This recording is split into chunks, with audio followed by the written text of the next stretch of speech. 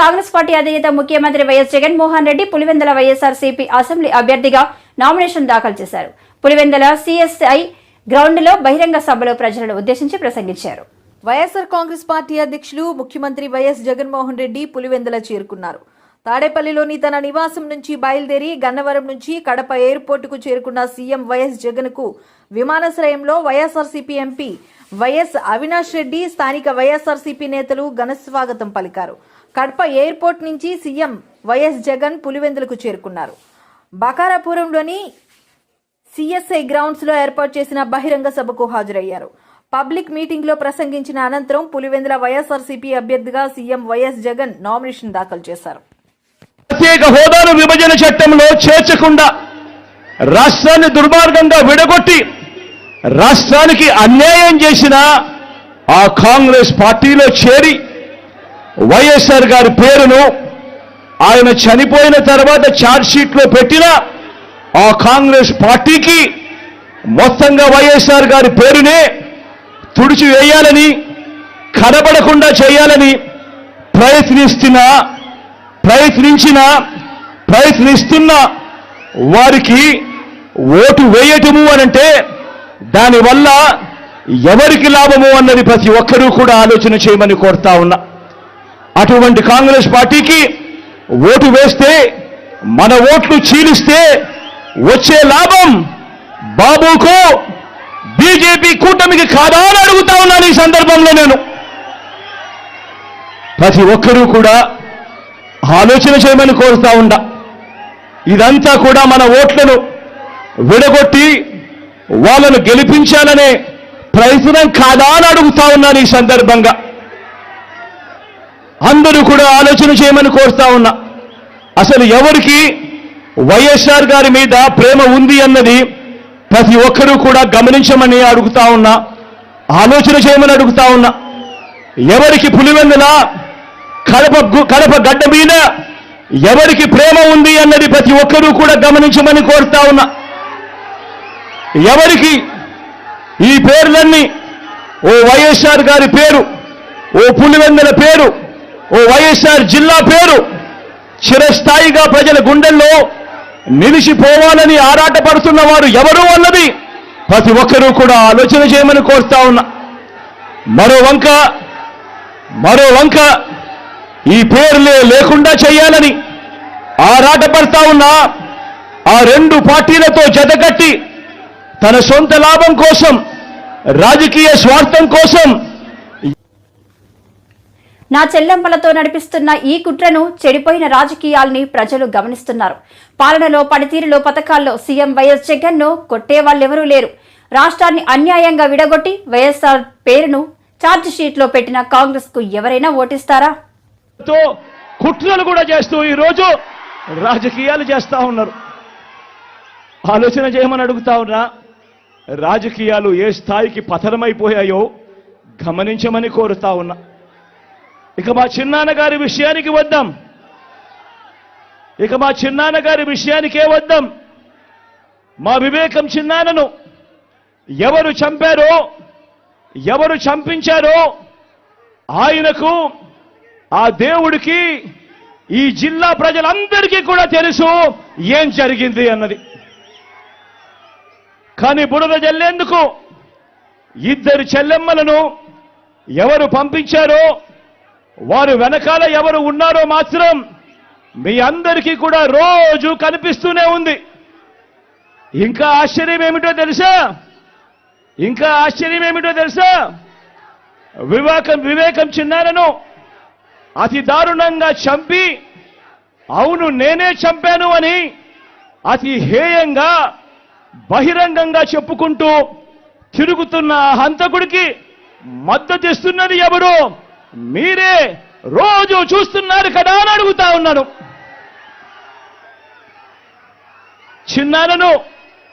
చిన్నారను అన్యాయంగా ఎమ్మెల్సీ ఎన్నికల్లో ఓడించిన వారితోనే, సంఖ్యాబలం లేకపోయినా కూడా ప్రలోభాలతో, అధికార బలంతో ఓడించిన వారితోనే ఈరోజు చట్టా పట్టాలు వేసుకొని తిరుగుతా ఉన్నారు అనంటే దానికి అర్థమేమిటి అని చెప్పి ఈ సందర్భంగా అడుగుతా ఉన్నా.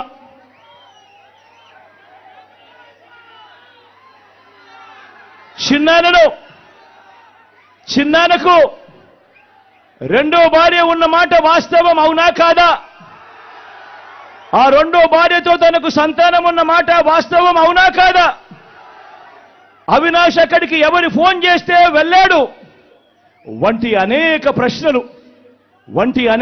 ప్రశ్నలు అవినాష్ తన అనేక ఇంటర్వ్యూస్లో, తన ప్రెస్ కాన్ఫరెన్స్లో తాను లేవనెత్తిన ప్రశ్నలు సహేతుకమే కదా అని చెప్పి ఎవరైనా అవినాష్ వైపు ఎవరైనా మాట్లాడితే చాలు వెంటనే వారి మీద కూడా అడ్డగోలు ఆరోపణలు చేస్తూ కుట్ర రాజకీయాలు చేస్తా ఉండడం ధర్మమేనా అని చెప్పి ఈ సందర్భంగా ప్రతి ఒక్కరిని కూడా అడుగుతా ఉన్నా. ఆలోచన చేయమని చెప్పి ప్రతి ఒక్కరిని కూడా అడుగుతా ఉన్నా.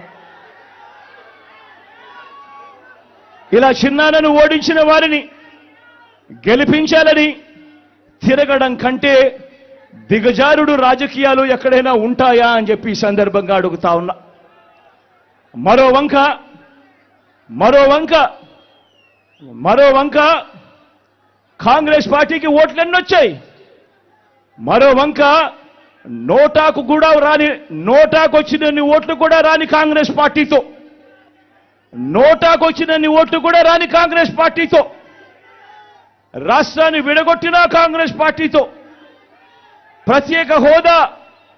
ప్రత్యేక హోదాను విభజన చట్టంలో చేర్చకుండా రాష్ట్రాన్ని దుర్మార్గంగా విడగొట్టి రాష్ట్రానికి అన్యాయం చేసిన ఆ కాంగ్రెస్ పార్టీలో చేరి వైఎస్ఆర్ గారి పేరును ఆయన చనిపోయిన తర్వాత ఛార్జ్షీట్లో పెట్టిన ఆ కాంగ్రెస్ పార్టీకి మొత్తంగా వైఎస్ఆర్ గారి పేరునే తుడిచివేయాలని, కనబడకుండా చేయాలని ప్రయత్నిస్తున్న వారికి ఓటు వేయటము అనంటే దానివల్ల ఎవరికి లాభము అన్నది ప్రతి ఒక్కరూ కూడా ఆలోచన చేయమని కోరుతా ఉన్నా. అటువంటి కాంగ్రెస్ పార్టీకి ఓటు వేస్తే, మన ఓట్లు చీలిస్తే వచ్చే లాభం బాబుకు, బీజేపీ కూటమికి కాదా అని అడుగుతా ఉన్నాను. ఈ సందర్భంలో నేను ప్రతి ఒక్కరూ కూడా ఆలోచన చేయమని కోరుతా ఉండా. ఇదంతా కూడా మన ఓట్లను విడగొట్టి వాళ్ళను గెలిపించాలనే ప్రయత్నం కాదా అని అడుగుతా ఉన్నాను. ఈ సందర్భంగా అందరూ కూడా ఆలోచన చేయమని కోరుతా ఉన్నా.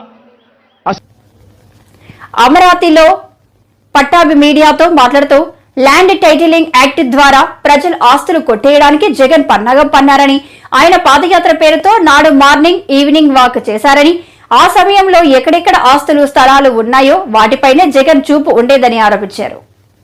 పేదవాళ్ళని తరిమిగొట్టి పేదవాళ్ల గుడిసెలు కూల్చేసి వాళ్ళపైన లాఠీ చార్జీలు చేసి మరి ఈయన గారు ముందుగా చేసినటువంటి పని ఏంటంటే రాష్ట్ర వ్యాప్తంగా ఉన్నటువంటి పేదలు, దళితులు, బలహీన వర్గాల చేతుల్లో ఉన్నటువంటి అసైన్డ్ భూముల్ని కాజేసే కార్యక్రమానికి శ్రీకారం చుట్టాడు.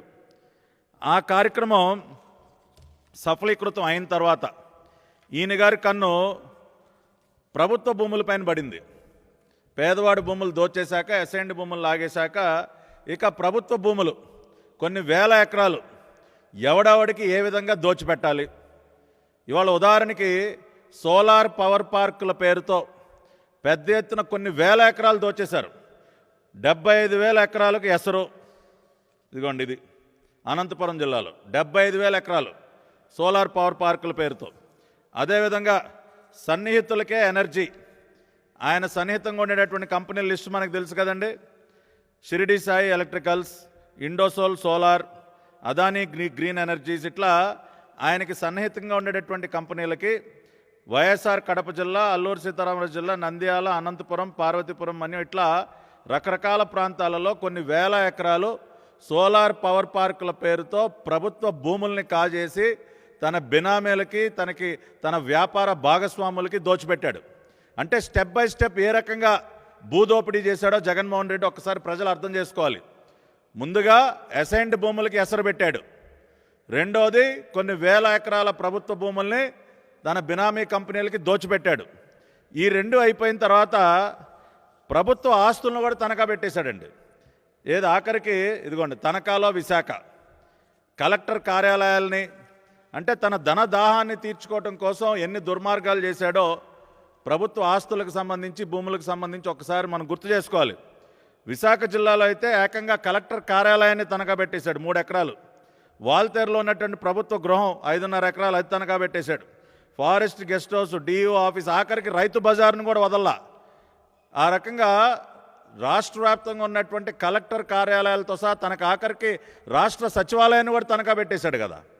ఏపీ సెక్రటేరియట్ని కూడా తనఖా పెట్టేసినటువంటి ప్రబుద్ధుడు ఈ రాష్ట్ర ముఖ్యమంత్రి జగన్ రెడ్డి. సో ఇది కూడా అయిపోయింది. అసైన్డ్ భూములు అయిపోయింది, ప్రభుత్వ భూముల దోపిడీ అయిపోయింది, ప్రభుత్వ ఆస్తుల తనఖా అయిపోయింది. ఇక మిగిలింది ఏంటండి? ప్రైవేట్ ఆస్తులు. రాష్ట్రంలో ఉన్నటువంటి పౌరులకు చెందినటువంటి ఆస్తులు మాత్రమే మిగిలాయి. అప్పుడు తీసుకొచ్చాడు జగనన్న భూరక్ష పథకం అంట. ఇది భూరక్ష కాదండి, భూభక్ష. ఈ ల్యాండ్ టైటిలింగ్ యాక్ట్ పేరుతో జగనన్న భూభక్షణ పథకాన్ని తెర మీదకి తీసుకొచ్చి ముందుగా ఏం చేశాడు? సర్వే పేరుతో మన ఆస్తి చుట్టూ ఆయన బొమ్మతో రాళ్ళు వేసాడండి. సర్వే రాళ్లపైన ఆయన బొమ్మ వేసుకుని ఆస్తి మనదంట, బొమ్మ ఆయనది ఉంటుందంట సర్వే రాళ్లపైన. అంటే ముందుగానే ఒక ఇండికేషన్ ఇచ్చాడు, అరే బాబు రేపు లాగేసుకుంటున్నా మీ స్థలం అని చెప్పి ముందుగానే సర్వే రాళ్లపైన బొమ్మ వేసుకుని ఒక ఇండికేషన్ ఇచ్చాడు. రాష్ట్రానికి రాజధాని లేదు, రాజధాని లేని రాష్ట్రం ఎక్కడా లేదు. మన రాష్ట్రానికే ఈ దుస్థితి, మనకు చేతిలో చిప్ప తప్ప ఏమీ లేదు అంటూ ఏబీసీసీ చీఫ్ వైఎస్ షర్మిలారెడ్డి వ్యాఖ్యలు చేశారు. ఎన్నికల ప్రచారంలో భాగంగా గురువారం విజయవాడలో నిర్వహించిన బహిరంగ సభలో షర్మిల మాట్లాడుతూ, ఓటు అనేది మీ చేతుల్లో ఉన్న ఆయుధం. ఓటు అన్నది మీ జీవితాలే కాదు, మీ బిడ్డల జీవితాలు కూడా మార్చే ఆయుధం. ఓటు అన్నది సరైన వాళ్లకు వేయకపోతే మీ భవిష్యత్తే కాదు, మీ బిడ్డలకు భవిష్యత్తు కూడా అడ్రస్ లేకుండా పోతుంది. అందుకే చెప్తున్నా, ఒక్కసారి ఓటు వేసే ముందు ఆలోచన చేసి ఓటు వేయండి. ముందు 5 సంవత్సరాలు, మన రాష్ట్రం ఏర్పడి 10 సంవత్సరాలు అయిపోయింది. ముందు 5 సంవత్సరాలు చంద్రబాబు గారు ముఖ్యమంత్రిగా ఉన్నారు. ఇప్పుడు 5 సంవత్సరాలు జగన్మోహన్ రెడ్డి గారు ముఖ్యమంత్రిగా ఉన్నారు. చంద్రబాబు గారు ముఖ్యమంత్రిగా ఉన్న 5 సంవత్సరాలు, ఇప్పుడు జగన్మోహన్ రెడ్డి గారు ముఖ్యమంత్రిగా ఉన్న 5 సంవత్సరాలు కలిపి ఈ 10 సంవత్సరాలలో మన రాష్ట్రం ఒక్క అడుగైనా ముందుకు వేసిందా? అభివృద్ధి చెందిందా? మన బిడ్డలకు ఉద్యోగాలు వస్తున్నాయా? ఎలా బతుకుతున్నాం? అసలు మన రాష్ట్రానికి ఒక రాజధాని అంటూ ఉందా? ఆలోచన చేయండి. ఏం చెప్పారు? ఎన్ని మాటలు చెప్పారు? మోడీ గారు అయితే 10 సంవత్సరాలు, చంద్రబాబు గారు 10 సంవత్సరాలు ప్రత్యేక హోదా కావాలని ఆ రోజు అడిగితే మోడీ గారు 15 సంవత్సరాలు. ఇలా ఒకరి మీద ఒకరు వేసుకొని ఎంతగా మోసం చేశారు ప్రజల్ని ఆలోచన చేయండి. ఈ రోజుటి వరకు 10 సంవత్సరాలైనా మన హక్కైన ప్రత్యేక హోదా ఈ రోజుటి వరకు రాలేదు. కారణం, ముఖ్యమంత్రిగా ఉన్న చంద్రబాబు గారు దానికి తుంగలో తొక్కారు. ఇప్పుడు ముఖ్యమంత్రిగా ఉన్న జగన్మోహన్ రెడ్డి గారు కూడా దాన్ని తుంగలో తొక్కారు. 10 సంవత్సరాల క్రితం మనకు ప్రత్యేక హోదా వచ్చుంటే ఆ రోజుల్నే దాదాపు 10 లక్షల కోట్ల రూపాయలు విలువ చేసే ప్రత్యేక హోదా ఈ రోజుటి వరకు రాలేదు. అంటే ఈ రోజు విలువ వేస్తే కనీసం డబుల్ అవుతుంది. మరి ఈ రోజుటి వరకు సాధించడం చేత కాలేదు కదా చంద్రబాబు గారికైనా జగన్మోహన్ రెడ్డి గారికైనా. మరి ఎందుకు వేయాలి చంద్రబాబు గారి తెలుగుదేశం పార్టీకి ఓటు? ఎందుకు వేయాలి జగన్మోహన్ రెడ్డి గారి వైసీపీకి ఓటు? ఒక్కసారి ఆలోచన చేయండి. అసలు రాజధాని లేని రాష్ట్రం ఎక్కడైనా ఉందా? మన భారతదేశంలో రాజధాని లేని రాష్ట్రం ఎక్కడైనా ఉందా అమ్మా? ఇక్కడ ఉందిగా, మనకుందిగా. ఉందా మనకు రాజధాని? పక్కన హైదరాబాద్ ఉంది, బెంగళూరు ఉంది, చెన్నై ఉంది. అన్ని రాష్ట్రాలకు అన్నీ ఉన్నాయి. మనకేముంది? చిప్ ఉంది. మనకేముంది? చేతిలో చిప్ ఉంది. అన్న అయితే లిక్కర్ కూడా ఉందమ్మా అంటున్నాడు. ఏం చేశారన్నా? 10 సంవత్సరాలు అయింది. రాజధాని ఎక్కడుంది? చంద్రబాబు గారు ఏం చెప్పారు? సింగపూర్ను కడతానన్నాడు చంద్రబాబు గారు. 3D సినిమా చూపించారు. అమరావతి కోసం 35,000 ఎకరాలు సేకరించారు. 30,000 మంది రైతుల దగ్గర నుంచి భూములు తీసుకున్నారు. ఈ రోజు వరకు రాజధాని ఉందంటే ఆ భూములు తీసుకున్న రైతులు అన్యాయం అయిపోయారు తప్పితే ఈ రోజు వరకు కూడా రాజధాని లేదు. మోడీ గారు స్వయంగా వచ్చారు, ప్రధానమంత్రి హోదాలో వచ్చారు. 2015లో భూమి పూజ చేశారు. యమునా నది దగ్గర నుంచి తెచ్చిన మట్టిని హెలికాప్టర్లో తిరిగి చల్లి వెళ్ళారు. మన చేతికి మిగిలింది ఆ మట్టే. మట్టి కొట్టిపోయారు మోడీ గారు. ఎన్ని మాటలు చెప్పారు. ఢిల్లీకి మించిన రాజధాని కడతానన్నాడు మోడీ గారు. అద్భుతమైన రాజధాని, ఆంధ్రుల ఆత్మ గౌరవంగా ఉండే రాజధాని కడతానన్నాడు. కట్టారా? కట్టారమ్మా? చంద్రబాబు గారు ఏమన్నారు? సింగపూర్ను మించే రాజధాని అన్నాడు. 3D గ్రాఫిక్స్లో సినిమా చూపించారు. అద్భుతమైన రాజధాని అన్నారు. ఆఖరికి అమరావతి లేదు కానీ భ్రమరావతి, అంతా భ్రమే. భ్రమరావతిని చూపించారు చంద్రబాబు గారు. ఎక్కడుంది రాజధాని? పర్మనెంట్ అమరావతి రాజధాని అని చెప్తూనే తాత్కాలిక భవనాలను కట్టాడు చంద్రబాబు గారు. ఎందుకు అని అడుగుతున్నాం. పెద్ద పెద్ద భవనాలు వస్తాయి, పెద్ద పెద్ద ఇండస్ట్రీలు వస్తాయి, పెద్ద పెద్ద కంపెనీలు వస్తాయని చెప్పాడు చంద్రబాబు గారు. అసలు హైదరాబాదును కట్టింది నేనే, ఇక్కడ అంతకంటే గొప్పగా కడతానన్నాడు. విశాఖ పార్లమెంటు నియోజకవర్గంతో పాటు అసెంబ్లీ స్థానాలకు బుధవారం భారీగా నామినేషన్లు దాఖలయ్యాయి. గురువారం నామినేషన్ల దాఖలకు చివరి రోజు కావడంతో పాటు బుధవారం మంచి రోజు కావడంతో పెద్ద ఎత్తున అభ్యర్థులు నామినేషన్లు సమర్పించారు. కోలాటాలతో కొమ్ము డాన్సులు, తీన్మార్లు, కోబ్రా డాన్సులు, పులివేషాలు, కేరళ డ్రమ్స్ సందడి చేశారు. పార్టీ జెండాలతో కూర్చొని ప్రత్యేక ఆకర్షణగా నిలిచారు. రెట్టించిన ఉత్సాహంతో మహిళలు పెద్ద ఎత్తున పాల్గొని వంశీకృష్ణకు మద్దతు తెలిపారు. టీడీపీ ఎంపీ అభ్యర్థి శ్రీ భరత్, తూర్పు నియోజకవర్గ ఎమ్మెల్యే అభ్యర్థి వెలగపూడి రామకృష్ణబాబు, జనసేన నాయకులు కందుల నాగరాజు, టీడీపీ నాయకుడు సీతంరాజు సుధాకర్ తదితర నాయకులు, పార్టీ కార్యకర్తలు భారీగా తరలివచ్చారు.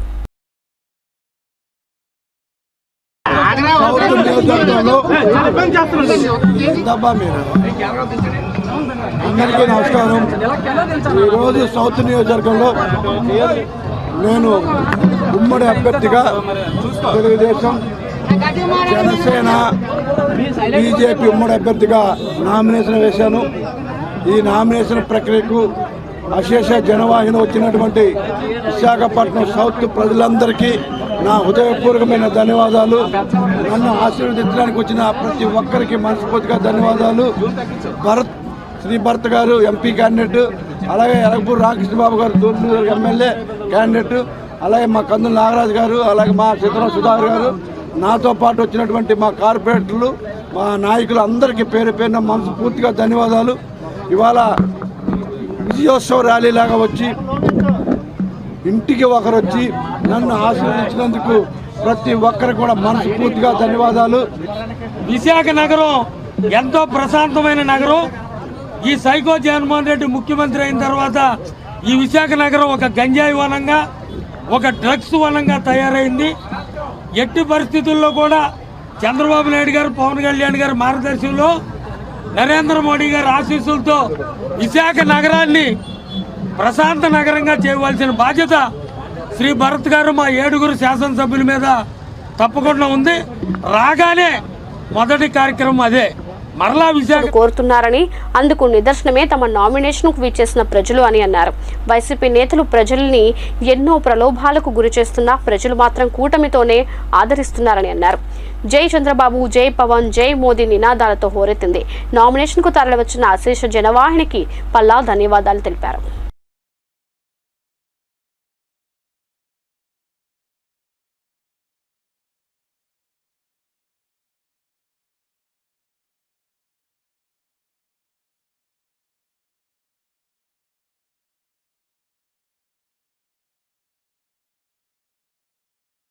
తెలుగుదేశం పార్టీ నాయకులకు, అభిమానులకు, జనసేన పార్టీ నాయకులకు, అభిమానులకు, బీజేపీ పార్టీ వారి యొక్క ఆశీర్వాదం, సాయి సహకారాలు అందించాల్సిందిగా నేను కోరుతున్నాను. అలాగే వారంతా తమ నామినేషన్ కార్యక్రమానికి తరలివచ్చారన్నారు. గాజువాక అభివృద్ధి కోసం అహర్నిశలు పనిచేస్తానని, ఒక్కసారి ప్రజలు తనకు అవకాశం ఇవ్వాలని కోరారు. ముఖ్యమంత్రి వైఎస్ జగన్మోహన్ రెడ్డి విశాఖను అభివృద్ధి చేసేందుకు ప్రణాళికలు సిద్ధం చేశారన్నారు. వైసీపీ పాలనలో రాష్ట్రం అన్ని రంగాల్లో అభివృద్ధి చెందిందన్నారు. గాజువాకలో మరోసారి వైసీపీ జెండా ఎగరడం ఖాయమని ధీమా వ్యక్తం చేశారు. మాజీ ఎమ్మెల్యేలు తిప్పల గురుమూర్తి రెడ్డి, వెంకటరామయ్య తదితరులు పాల్గొన్నారు. ఈ రోజు కుమారి కళ్యాణ మండపంలో GVMC cooption member Behara Bhaskararao ఆధ్వర్యంలో 91, 92 వార్డుల కార్యకర్తల సమావేశం జరిగింది. ఈరోజు కుమారి కళ్యాణ మండపంలో GVMC cooption member Behara Bhaskarrao గారి ఆధ్వర్యంలో 91, 92 వార్డుల కార్యకర్తల సమావేశం జరిగింది.